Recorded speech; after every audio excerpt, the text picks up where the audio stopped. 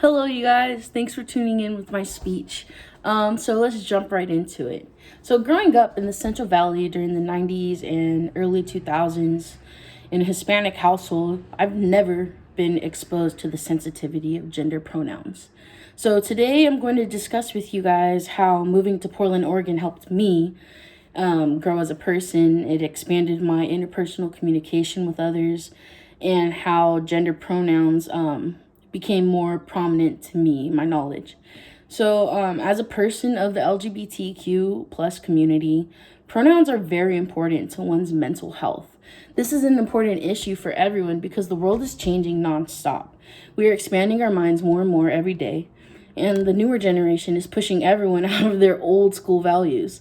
I'm going to get into the depths of pronouns, what they are, why we use them, how they can change someone's life, and what we can do to stretch our progressive views on them.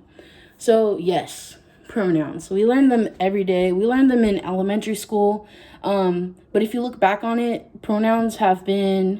gender pronouns have been exposed to us since birth. When it comes down to colors, blue and pink of our gender being born. So the definition of them, let's talk about it. According to Webster's dictionary, a pronoun is a word that is used instead of a noun or noun phrase. So most commonly used are personal pronouns, which refer to the person or people speaking or writing. The people or person being spoken to, or other people or things.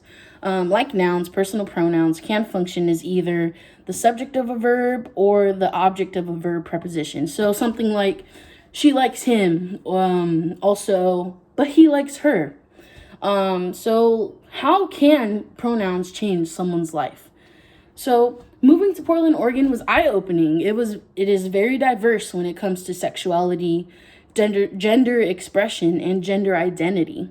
I met a lot of people who were openly transgender, gay, lesbian, gender neutral, pansexual, and all of the above when it comes to the LGBTQ plus community. What happened a lot when I would meet them is that they would introduce themselves with their names, their sexuality, and then their pronouns they would go by. According to Malcolm Harris, he was in a similar situation. He was introducing himself to a group of his college peers for a workshop, and he was supposed to say his name, his age, and his pronoun that he goes by.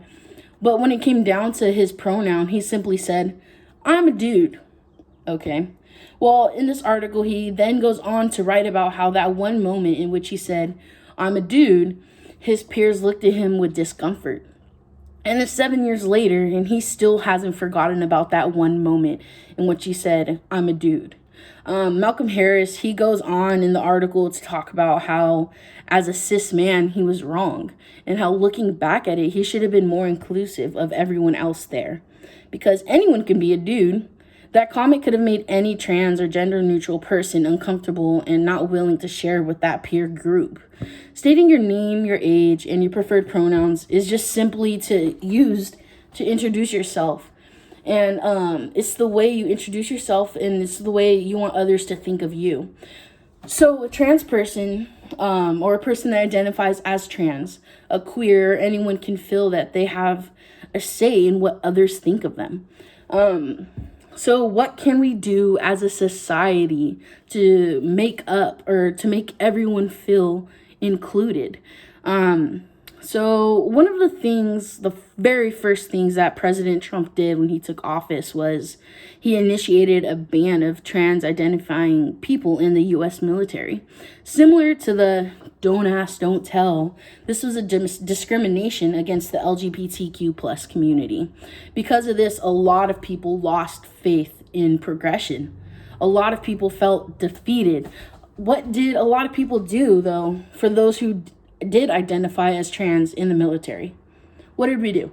We became allies with them. According to the University of California, San Francisco article, consistently using one's pronouns correctly is one of the most basic ways to show your respect to their gender identity. Discussing and correctly using gender pronouns correctly uses them, or sets a tone. It sets a tone with your relationship with that person, and it makes them feel like you're an ally. So you're forming an allyship. According to Colin Cutney in the article by Rokia Hassanin, if you're at a party or social event, even asking the person you're talking to, like, hey, what pronouns do you go by? Or what pronouns can I use for you? It can make anyone feel included, and it can make them feel comfortable. Normalizing this question makes it easier for non-binary or transgender people, or those who identify as transgender, to share their full selves with you. It will deepen your understanding of them, and you never know who is listening around you. You asking those questions, it can make someone say, hey, maybe I should use that in the future. So, in conclusion, being a cis female or male is so easy in today's world because you were born into society's gender normativities. You were born into society's regular views. That doesn't mean you cannot become an ally, though. To those that were not born that way, gender pronouns are something we've been taught since birth. Like I said, gender reveal parties are really popular now, and with the pink and the blue, it has become normal to only use he, she, him, her, and they, them, according to how someone may look on the outside. The world is progressing, and people are not afraid to be who they are, even if that means it does or does not match what they look like on the outside. Take a step out of your bubble to try to think about how you can become an ally to humanity, even if that step is simply just asking a simple question. October 16th is International Pronoun Day. Gay, trans, queer, or even cis female, male. We are all in this together. Now let's take some time to understand each other. Thank you for listening, and I hope you start using gender pronouns and asking your peers what pronouns they go by. Bye.